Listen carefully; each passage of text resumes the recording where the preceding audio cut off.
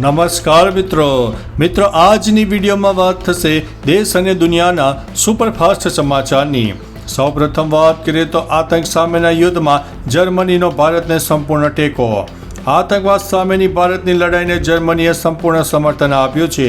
ભારતીય વિદેશ મંત્રી જયશંકર સાથેની મુલાકાતમાં જર્મન વિદેશ મંત્રી જેહાન વેડેફુલે કહ્યું છે કે ભારતને આતંકવાદ સામે આત્મરક્ષાનો સંપૂર્ણ અધિકાર છે।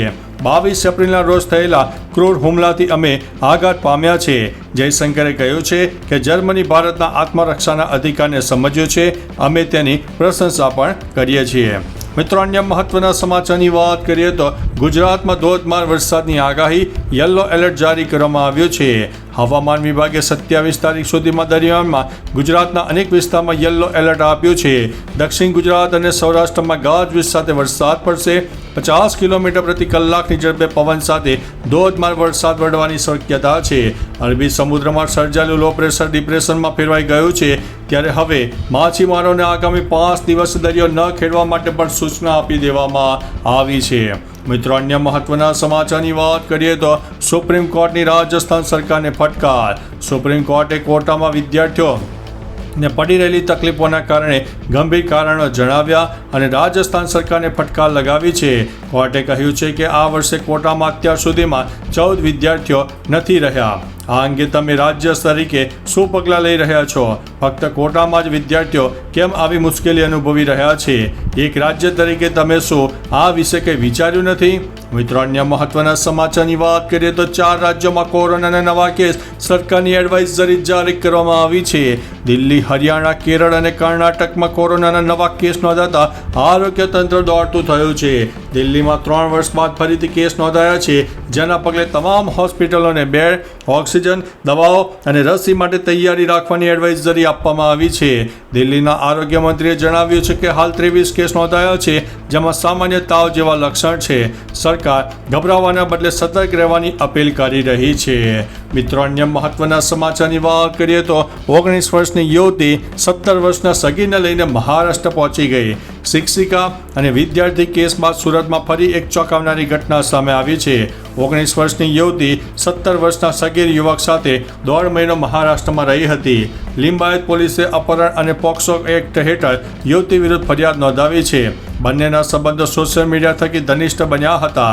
ગુમ થયાની ફરિયાદ નોંધાવતા પોલીસે શોધખોળ કરી સુરત પરત લાવ્યા બાદ યુવતીની ધરપકડ કરવામાં આવી છે। મિત્રો, અન્ય મહત્વના સમાચારની વાત કરીએ તો અમેરિકામાં કમાયેલા પૈસા ભારત મોકલવા ઉપર 3.5% ટેક્સ લાગશે। હવે અમેરિકામાં કમાયેલા પૈસા ભારત મોકલવા પર 3.5% ટેક્સ લાગશે। અગાઉ 5% ટેક્સનો પ્રસ્તાવ મૂકવામાં આવ્યો હતો। યુએસ હાઉસ ઓફ રિપ્રેઝેન્ટેટિવ 22 મેના રોજ one big beautiful bill act પસાર કર્યો છે, જેમાં આ પ્રાવધાન છે। આ નવી નીતિની ભારત પર સૌથી વધુ અસર પડી શકે છે। 2023-24માં અમેરિકામાં રહેતા ભારતીયો દ્વારા લગભગ $30 બિલિયન મોકલવામાં આવ્યા હતા। મિત્રો, અન્ય મહત્વના સમાચારની વાત કરીએ તો પીએમ મોદીના ગુજરાત પ્રવાસને લઈને તડામાર તૈયારીઓ। 26 મેના રોજ પીએમ મોદી ગુજરાત આવશે। વડોદરા, ભુજ અને અમદાવાદમાં તેમના રોડ શોને લઈને તડામાર તૈયારીઓ ચાલી રહી છે। વડોદરામાં રસ્તાઓનું સમારકામ, રંગરોગાણ અને સુરક્ષા બંદોબસ્ત થઈ રહ્યો છે। અમદાવાદમાં બ્રહ્મોત્સવ અને રાફેલના ટેબ્લો મુકાશે। 19 સ્ટેજ બનાવીને દેશભક્તિ ગીતો વાગશે। ભુજમાં પણ કાર્યક્રમ માટે વહીવટીતંત્ર ચુસ્ત છે। પીએમના પ્રવાસને લઈને તંત્ર અને જનતા બંનેમાં ઉત્સાહ છે। મિત્રો, અન્ય મહત્વના સમાચારની વાત કરીએ તો સુરતમાં ચાલ્યું દાદાનું બુલડોઝર। સુરતમાં ફરી એકવાર અસામાજિક તત્વો સામે તંત્રએ લાલ આંખ કરી છે। સુરતના કુખ્યાત સજ્જુ કોઠારીના ગેરકાયદેસર બાંધકામ પર કાર્યવાહી કરાતા તેના ગેરકાયદેસર બાંધકામ પર દાદાનું બુલડોઝર ચાલ્યું છે। સુરતમાં કુખ્યાત સજ્જુ કોઠારી ઘણા ગુનાઓમાં તેના વિરુદ્ધ ફરિયાદ નોંધાયેલી છે। સજ્જુ કોઠારી પર 2 વખત ગુજસી ટોકનો ગુનો પણ દાખલ કરેલ છે, તેમજ આરોપી 35 જેટલા ગુનામાં તેના વિરુદ્ધ પોલીસ ફરિયાદ નોંધાયેલી છે। મિત્રો, અન્ય મહત્વના સમાચારની વાત કરીએ તો અરબ સાગરમાં વેલમાર્ક ડિપ્રેશનમાં ફેરવાયો। દાહોદમાં ભારે વરસાદને કારણે વીજ પોલ તૂટ્યા। વેરાવળમાં વાવાઝોડાએ વિનાશ ફેર્યો। લગ્ન મંડપ પણ ઉડી ગયો। વેરાવળના દરિયામાં ભારે કરંટ જોવા મળ્યો। નવસારી, ચીખલીમાં ભારે વરસાદ, વૃક્ષો થયા ધરાશાયી। ગીર સોમનાથમાં વૃક્ષો ધરાશાયી।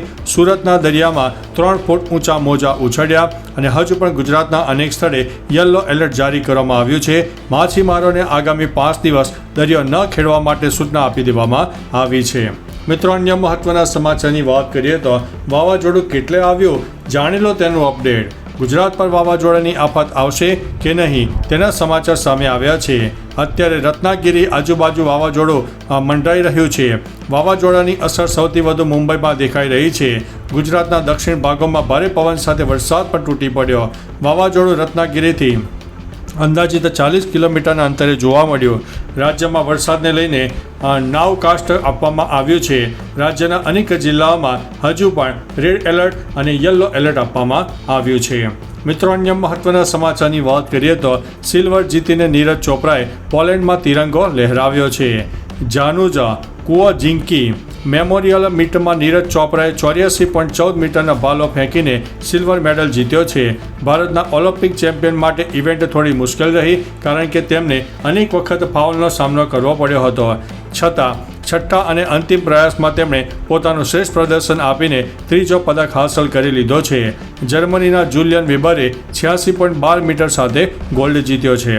મિત્રો, અન્ય મહત્વના સમાચારની વાત કરીએ તો વાવાઝોડાને લઈને અંબાલાલ પટેલની આગાહી. હવામાન નિષ્ણાત અંબાલાલ પટેલે ગુજરાત પર વાવાઝોડાને લઈને આગાહી કરી છે. તેમણે કહ્યું છે કે વાવાઝોડું નબળું પડ્યું છે પણ ખતરો યથાવત છે. રાજ્યના અનેક જિલ્લામાં ભારે વરસાદ થઈ શકે છે. 17 મે સુધી ભારે પવન સાથે વરસાદની આગાહી કરવામાં આવી છે. અત્યારે લો પ્રેશર સિસ્ટમ મુંબઈ તરફ છે. ગુજરાતમાં, દક્ષિણ ગુજરાત અને સૌરાષ્ટ્રમાં ભારે વરસાદની આગાહી હજુ પણ છે. મિત્રો, અન્ય મહત્વના સમાચારની વાત કરીએ તો ભૂપેન્દ્રભાઈ પટેલ 2 દિવસની દિલ્હીની મુલાકાતે. ગુજરાતના સીએમ ભૂપેન્દ્રભાઈ પટેલ 2 દિવસની દિલ્હીની મુલાકાતે છે. તેઓ પીએમ મોદીની અધ્યક્ષતામાં યોજાનારી નીતિ આયોગની બેઠકમાં હાજરી આપશે, જેમાં ગુડ ગવર્નન્સ પર રાજ્ય સરકારનું પ્રેઝન્ટેશન રજૂ કરાશે. મુખ્ય સચિવ પણ મુલાકાતમાં સામેલ છે. આજે ભાજપ શાસિત રાજ્યોના મુખ્યમંત્રીની બેઠકમાં પણ તેઓ ભાગ લેવાના હતા, જેમાં પીએમ મોદી, અમિત શાહ અને બીજેપી અધ્યક્ષ જેપી નડ્ડા પણ હાજર રહ્યા હતા. તો ચાલો મિત્રો, ફરીથી દેશ અને દુનિયાના સુપરફાસ્ટ સમાચાર લઈને મળતા રહીશો. ત્યાં સુધી અમને રજા આપશો. નમસ્તે.